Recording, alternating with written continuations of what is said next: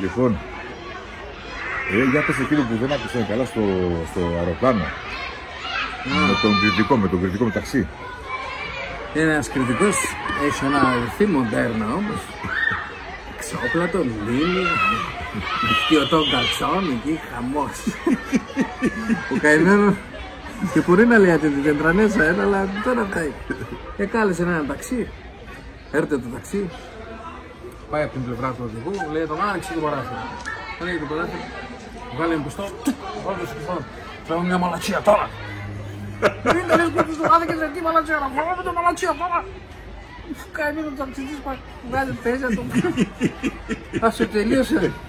Λέει τον, βάλω μια μελαξία ακόμα τώρα μέσα. Μα δεν μπορώ τώρα, μόλις τελείωσα να γράψω. Τώρα μάλλον να ξανάρθω, μαλάκα. Καλά, λέει, επιτρελέζεις. Κρούγει έναν κι άλλο μαλακία.